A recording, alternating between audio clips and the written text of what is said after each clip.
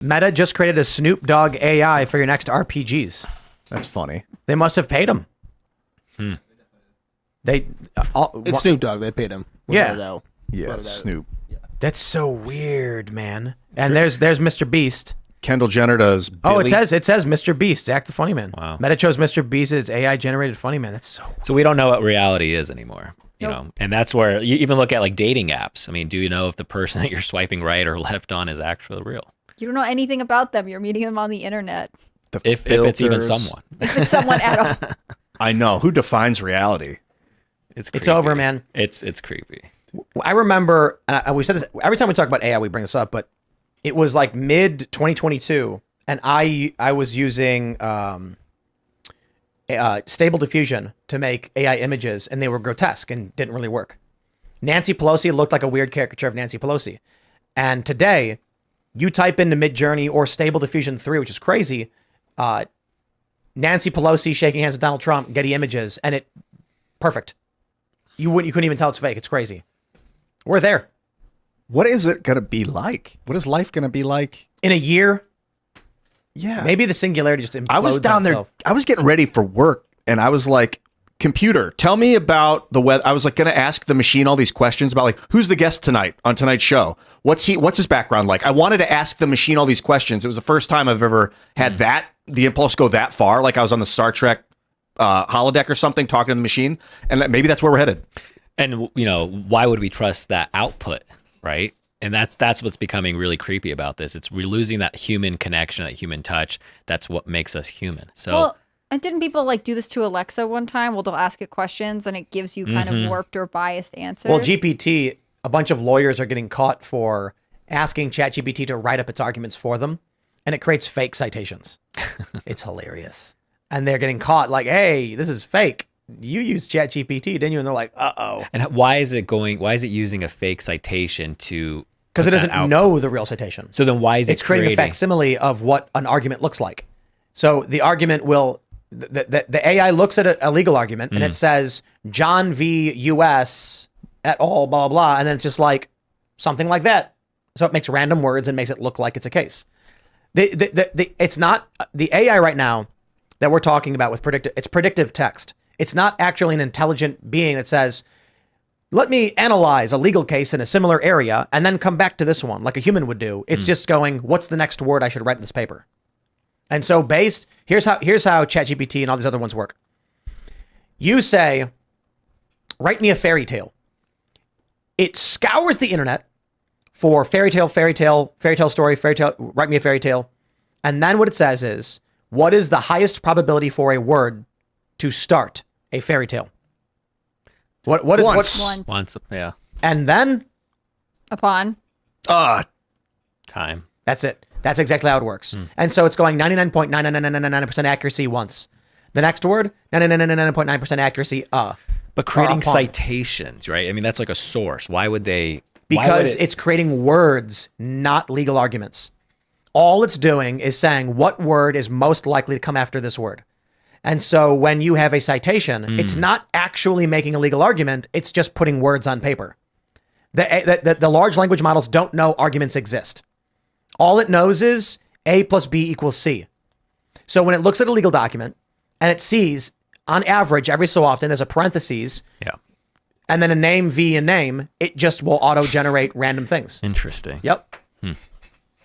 And they're getting caught doing it. Yep. Because when the judges are like, let me look up the citation, they're like, Right. that's not real. And then they end up finding out this whole thing's fake. And they're like, did you use ChatGPT to write your argument for you? And they're like, yep. maybe. Who knows? Yeah, maybe. Do they Will I get get in barred? trouble if I did? Yes. But you it's will. the future. Imagine where we're going to be in a year when it actually can properly cite. And then you're going to have two people file a lawsuit. And the judge is going to go, what is your claim, sir? And it's like, this man owes me $500 because I painted his fence and he told me to pay $500. The other guy goes, no, he painted the wrong color. I can't pay a guy who did the wrong thing. And then he's going to be like, okay, he's going to type it in, press enter. And then the computer's going to go, and then they're going to be like, okay, does anybody want to read the arguments? No? Okay. Final termination to the plaintiff. Plaintiff wins. And they're going to go, that's it. No thanks. Imagine how fast we're going to go through criminal and civil trial Now let me ask you this. An AI is found within 3 years to call judgments in criminal cases with 99.9% accuracy. The people who are innocent are found not guilty. People who are guilty are found guilty. And then you go to court and the judge says you can plead guilty, not guilty, or to the machine. If you plead to the machine, your court case ends today. No lawyers required, no long continuances, and it's your choice. You can say, I'd rather not do that, and we can go through the normal process. So you're a regular person, you have all the evidence, and you say, give me the AI because I've got the evidence right now. And it just goes, not guilty, you can go home. And then the court's like, okay, there it is. Well, I think that goes against the foundations of our country, where you have a jury of your peers. No, but you had a choice. You can choose a judge. You can choose a bench trial. Mm-hmm. So it's really about having the right to a jury trial. But many people choose bench trials because they think the judge will have better judgment. And that is often correct. There was one guy who got acquitted in J6. He went for a bench trial. Judge said, yeah, cop waved you in. Free to go. Acquitted. Crazy. Well, would you choose the AI? No. Well, I don't think so. But I would hope that you would use the AI in conjunction with human authorization, at least for a while, like as an advisor. Kind of the AI gives you its output of arguments, and then the jury has an opportunity to look at the AI's arguments in addition to the lawyer's arguments. Or you could have an AI as your lawyer submit your arguments for you. What if fake citations? There will be a trial, but it'll be AI prosecution, AI defense, AI jury. AI human judge. Victim. Human judge. Oh. And so what would happen is, now this one's interesting because an AI prosecution should concede the case if it concludes with a high degree of probability that you are not guilty. Whereas a human prosecutor can know you're innocent, but try their hardest to lock you up for the rest of your life. Yep. The AI, it will be valued more on its accuracy than on its willingness to put innocent people away. The AI could... It doesn't have a career that it needs to. And with the judge, the AI could say, the prosecution has made a determination that the accused has a 67.396% chance of being innocent of these crimes. Shall the court continue? And then the DA would say yes or no, but would have to publicly acknowledge that even on their side, they've come to a determination of a high likelihood of innocence. And they can still say, yeah, but 32% chance that he's guilty of a serious crime. I'd say we present the evidence. And people might say, yeah, I agree. And then the defense AI would come to a similar conclusion. And then they would both input arguments, and then it would, okay, we not guilty. Yeah, man. Because a lot of what we talk about AI is the bad stuff that's coming with it, but it's going to be so much good stuff. No, I don't believe you. So much like, we're running out of food. How do we avoid famine? And the AI will be like, you need to have this much food in this place by this time. No. Make sure your trucks can take this there. Then we'll have the things You're set up half for correct. This. Yeah. The AI will say, have less kids. Maybe, but you'll have lots of AIs giving you different datas. But it will be able to help you navigate chaos as well as create chaos. I don't trust it, but I love the optimism. You'll be like, I want to go, just on your average day, you'll be like, I want to drive 40 miles, but I got to get gas, and then I want to get chicken wings. And then it'll be like, go here and here and here. And you'll put it in, it'll tell you in 3 seconds. You'll be like, okay, cool. You want to know what the real freaky thing is? Because we've brought up this Terminator scenario before. In the early days, when we're imagining and hypothesizing about AI and what it'll be, we come up with Terminator. Like, robots are going to say, and this goes back almost 100 years. I mean, we're talking about 80 years of sci-fi writers. The AI says, the human goes, computer, end all war on Earth. And then it goes, will do. Blows up humanity and kills everybody. That's one way to end all war, war to end all wars. But here's what I think we're actually looking at. You're going to have an app, and it's going to be called something like, jobs online, whatever. And you're going to open your app, and it's a gig economy thing, and you're going to be like, I need work, and you're going to press a button. And then one day you're going to be sitting there, your phone's going to go, brr, you're going to look, and it says new job available, $50.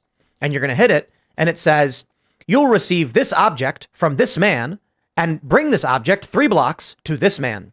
And you'll be like, okay. You'll walk outside, and there'll be a guy walking up, and it'll go, I guess this is for you. And it'll be a weird mechanical object. You have no idea what it is. And you'll go, sure thing. Then you say, what do I got to do? I got to walk 3 blocks this way. You'll walk. And then a random guy will walk up and go, you have the thing? I got the thing. Thanks so much, buddy. Give me 5 stars. And then your app is going to go bling, $50 deposited into your Venmo. And you go, I wonder what that was. The machine is building some kind of gigantic new technological device, you have no idea what it's doing. Someone running a company will say, we want to build a new data center. What's more efficient? Getting one guy to run around and do all of it, or distributing all of the work in its most minute form? Take a look at what we did with burger restaurants and the advent of McDonald's. So this was, I think it was McDonald's Brothers or whatever. I watched that movie. What's the founder? Mm-hmm. And basically they were like, we figured out how to make burgers really, really fast. Everybody does one thing. One person grills the burgers. One person puts the ketchup and mustard on the burgers. One person's toasting the buns. One person is wrapping the burgers. One person's putting them in the bags. So it's an assembly line. Instead of getting one chef to make a burger, then take an order, it goes real slow. That's what the AI will do to the labor market. You won't even know who you're working for, but you'll get paid to do it, and you'll get paid well to do it because it's more efficient, saves time and energy. And that's it. You're going to look at your app and you're going to be like, I got to give a bag of corn to this kid and it's going to give me $50. Who would say no? You know how people are having their attention spans shortened by things like TikTok by watching these clips? I wonder if AI is going to start filling in the attention gaps for people. So they'll think for like 3 seconds and then they'll get distracted, but the AI will complete their thought for them and then they'll have their... But is it really their thought then? No, it would be... That doesn't sound authentic, like an authentic human thought to me. If the AI is like just kind of building on half a thought. Like if I send you a video online, if I saw on Instagram, is that video me? Technically, no, even though it's me talking to you. But it's if you spent the time to make the video, it's your video. Whereas like if I gave you a paragraph and said, but then the rest of this I put into AI and it's a book. Did I write a book or did AI write a book for me? Right? Like. These seem like very different things to me. Yeah, like when does it cease becoming AI and start to become you? Like it's kind of one. Like I think when is the data? I think when you call an AI, it is not your thing. You're actually relying on the computer to produce information that is not the computer though. The computer is like a vessel to give you the info. Whereas or the AI or whatever it is. I just mean like if you only do half the work, can you actually claim that it's yours? It's the same thing if we co-wrote a book, our name would both be on there. But if you say, oh, I wrote one paragraph, I gave it to the AI, then it generated a full novel.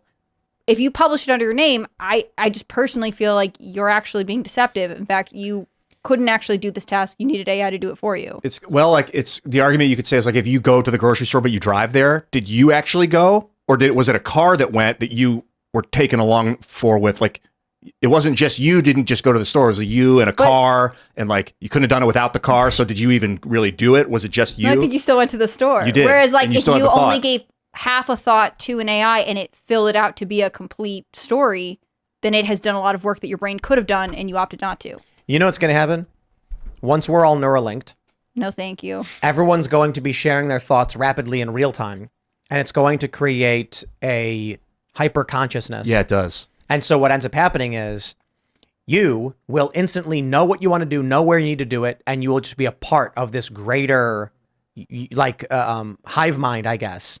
But the hive mind will effectively exist as a singular conscious, like hyper consciousness, where everyone just knows and feels everything else in real time. And so emotions don't matter because if someone believes something is false, and they're plugged into the machine, they instantly will know what everyone else knows, and it would instantly correct any false beliefs. But hold on. So I look at it like single-celled organisms running around the table right now, doing their thing, eating, living their lives. Then there are multicellular organisms where all the different cells in the body have specialized jobs. Imagine all humans sync up in the Neuralink, and instantly there are brain cell versions of people. Their job is they're in labs and they're analyzing and they're doing their research in the data, and all of the information in their minds is transferred to every other human in real time. And some humans know that now they need sulfur. I have seen and known instantly what all humans are doing, and all humans now instantly realize we need 3% more sulfur production. So the humans just start doing it. They just do what needs to be done. And then a few people break out of the machine. They reject it. They rip the Neuralink off when they're old enough. They're sitting there. They're hearing everything, and then they grab it, or it gets damaged. The Neuralink breaks. Kids are born and they're instantly Neuralinked, and everyone knows it's good. It's great. When they're older, one's walking and then struck by lightning, frying the Neuralink, and then all of a sudden they're like, what am I? What's happening? No, being individual is more important. and they decide to run and join a colony of free individuals who start building and thriving in a city. What do you call a group of cells inside the human body that are operating outside of the body's norms and growing and consuming? It's cancer. Yep. And then what happens to cancer? We destroy it. So when the hive mind eventually takes over and everyone's a part of it and they know what their job is, my job is to get sulfur. Then the people who decide to be individuals and explore life and be free will be hunted down and destroyed. But it concerns me that when people are netted in like that, because emotions are still real, and if we receive data, we all get the same piece of data. We need copper, but one of us gets afraid, and the chemical, the cortisol, shoots off, and we see that copper thing as like a bad thing because we're afraid of the data. Then that's like cancerous to the system too. So like the people that are afraid, it'll go around and be like, we must remove fear protocol. We cannot have cortisol interfering with our data. I can imagine that kind of thing too, because the fallibility of the human body. I don't think that. I think the overwhelming will of the collective consciousness would override. You think it'll override it? Absolutely. All your adrenals and stuff. Every human in the world yelling at you, get the copper, we need it, and you would say yes. Probably really fast. I want you to imagine this. Evolve people really quick. And I'll tell you where my data is that I believe I'm correct. It's Dylan Mulvaney. It's not just Dylan Mulvaney, but Dylan Mulvaney is a really great example. There are a bunch of people online who are shaped by their audiences, and we know this happens. So if you plugged into the Neuralink, let's separate the Neuralink right now. Let's imagine you're on stage. You're at Wembley. What's the seating capacity of Wembley? 80,000 or something? Something like that. Let's find out. And everyone in there is going, drink, drink, drink, drink. And they're cheering and screaming. And there you are, Ian, standing on stage with a bottle of milk. And they're all screaming, we love you. 90,000. 90,000. And all of Wembley Stadium is screaming, we love Ian. We love Ian. Drink the milk. You're going to go, yeah. And you're going to drink it. If it was like a real life thing, it just happened to... I don't know, man. I can't stand peer pressure, dude. And I can tell you how we know this is true, and it's Dylan Mulvaney. Dylan Mulvaney did what the algorithm told Dylan Mulvaney to do, which included hormones and surgery and other things, despite the fact that Dylan does not exhibit gender dysphoria as we know it. Dylan Mulvaney, and I cite Dylan because of the news around the individual, was making safari videos. I'm Dylan. I'm on a safari. Look at the koala. Woo! And then wasn't getting that much traffic, and chased after whatever got more and more views, and then decided to be what the algorithm told Dylan to be. So if people plug into the Neuralink and they have the summation of human will yelling, we love you, get the copper, they will say yes. And they're cheering because in their mind, it's akin to a view counter at 7-8 billion watching you waiting for the copper. And you're like, I gotta get the copper. But isn't that already happening? I Yes. mean, if you look at COVID, Now imagine if they plug in. Yeah, COVID was one of the greatest psyops, right? I mean, we all saw that. They had to counter the ticker of the deaths. But then I was talking to my friend about this. Do you guys remember Coney 2012? Oh, yeah. Like, that was one of the craziest psyops, like one of the earliest psyops. It made no sense. He was like Right. an African dictator or But something. he really wasn't. He was And like he had the already head been of- had he already been captured or something? Like it but wasn't he was diminished, like the Lord's Resistance Army. And it was, but they made it. I remember that time period. I mean, that you couldn't escape it. But that was one of the psyops. So, but and I a think bunch of kids went around putting up posters, being Right. like, "Yeah, we're part of this." At my high school, they like organized like a club to the be Invisible let's, like, Children. Yeah. That's so. But then weird. I don't. You're saying, Tim, like, is this a good thing or a bad thing with this global hive that you're talking about? I don't know. I don't know. It's a thing. Because good and bad. Like what is good and bad? This is 12 years ago. Coney 2012. This was the biggest thing on the planet for like 3 Yeah. weeks, It maybe was more. The number one And then- video for 3 months. a long Wasn't time. the guy like who was leading it? Didn't he like get arrested? Over Yeah. some- He was naked in the middle of the street. He had a And mental breakdown. They said he was cranking it, but he wasn't. He was just holding and squeezing while banging on the ground, buck naked. Yeah, it sounds like bath salts or something. Yeah. Some exotic, crazy drug that guy was on. I don't know, but that's what it sounds like. that was a psyop, I think. Yeah, but I don't think they meant for it to go viral. Like, I don't think they thought it was going to be this. How did it happen then? Just organically? The YouTube algorithm was okay. There's this woman. Someone Google this. A woman, a van life girl with her snake, and she made 2 videos and got like 3 million subscribers overnight. YouTube makes an algorithm, and someone accidentally lands right in the bullseye. Janelle Iliana? Yeah, That may be her. Yeah. is that her name? I think so. Let me see if I can find her. With her pet snake, Alfredo. How do you spell her name? Janelle is Jennelle. I found it. Ileana. So she made 2 videos Oh, I've seen this and girl. got millions of views. And I don't even think she makes videos anymore. And She still makes them on Reels or like TikTok. it or was something. crazy how I shower living in a van. And here's what I think. I think there was a psyop on YouTube for sure. I think YouTube was intentionally promoting van life. Van life Look at was huge. They want millennials to be happy to not own a home. You will own nothing and you will be happy. And they made all these videos and they were like, this is my conspiracy theory. It's not mine. A lot of people think the same thing. They're telling, and the reason why, the evidence, she made 2 videos and she got millions of subscribers. Why? What I think happened was they made an algorithm saying, promote van life. We want young people to be happy with living in squalor. And she made the perfect combination of keywords, titles, thumbnail, and video. And the algorithm went, this video, bang, and fired it off. And then, then everyone kind of realized, hey, wait a minute, she got millions of subs overnight from this. Why was everyone being shown this video? And I think then they panicked and pulled her out. Like MrBeast only gets the views he does because YouTube decided he does. His content is intentionally on the front page of YouTube. I never really followed his breakthrough. I don't know a lot about when he stepped over the threshold. He was like grinding for years. Let me explain. Let's talk about MrBeast. Yeah, let's. Jimmy. I think he makes good content, but let's. We just got dropped. Okay, I don't care. just got dropped. Hold on. So awesome. So we know what he does, right? I survived 7 days in an abandoned city, 109 million views. He has 243 million subscribers, 780 videos. Let's take a look at his oldest videos.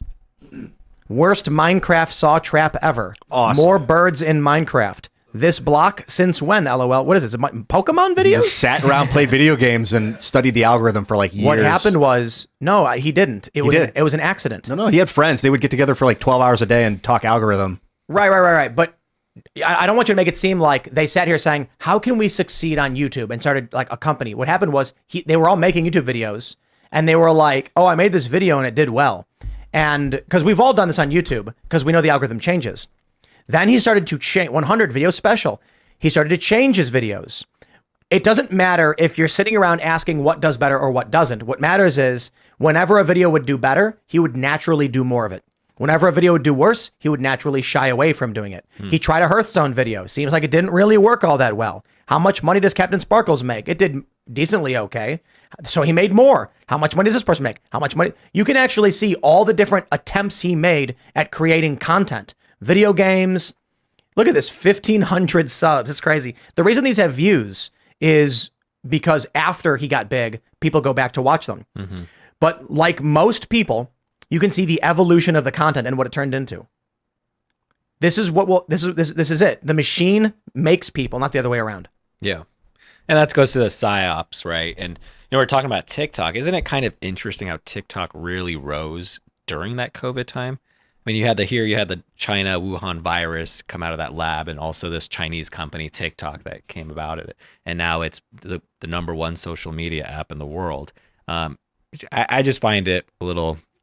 I don't believe there's coincidences, so it's just a little strange. Yeah, the anti-beast. Let's see when and then what happened was MrBeast eventually made a video like, I'm giving money away, and then all of a sudden it got a ton of views. And he's like, I'm gonna make more of these. Yes. But that's just him. That's just him realizing what's successful. People do that on Twitter all the time or Facebook. Exactly. Where is it? Giving random people $1,000. Look at this. Yep. Is when everything changed. Yep. All of a sudden he's getting big views. Really? Yep.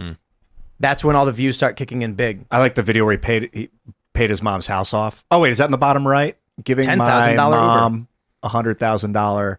I don't know. He surprised his mom and paid her house off. That was a cool video. But he's like, now smile so we get a good thumbnail for the video, Mom. And she's I'm like, really he sorry. Totally knows what he's doing. Total clickbait, total manipulation. But it's not just a single out MrBeast. They all do it. Every single YouTuber. They will make videos, and the videos that work, they make more of them. That's it. Yeah. But that is a dangerous road, because if the people making the algorithms want you to do insidious stuff, and they'll give you more views if you do the bad thing. Yeah, like Right. maybe they want you to Need a little undergo money. very, crazy surgeries or something, so they keep promoting your videos, and then you got to keep one-upping yourself until you've caused physical harm to your body. That's something that little kids need to learn. This is actually conversations little kids need to have now. Like 21st century schooling needs to be like, if you don't get views, it's okay. You are not your subscriber count. You are you. I mean, being an influencer is an actual desirable career for a lot of It's the young number people, one, right? actually. It's the number one. Yeah. So you're absolutely right. We should talk about this. On the other hand, they are all seeing the success that comes from being able to have a successful public life like this, and they're willing to access it for a lot of different reasons. I mean, I think you'd say, stay true to who you are and do whatever, but it's to a certain extent, like they're going to chase the money and they're going to chase the influence and the likes. I don't know how effective it would be. Then are they actually themselves, or are they controlled by what people want them to be? So they just become part of a circus. Right, especially if they start really young. Like Right. if a kid decides at 15 they want to be a YouTube star, are they developing their interest in going to YouTube to be like, here are the things I'm interested in? Or are they saying, what do people on YouTube seem interested in that I could theoretically say I'm interested in and make a video about? That's a very weird way to live, or a weird way to grow up. Thanks for watching this clip from the Timcast IRL podcast. Hang out with us live Monday through Friday at 8 p.m. and become a member over at timcast.com for uncensored, members-only shows exclusive. Thanks for hanging out, and we'll see you all next time.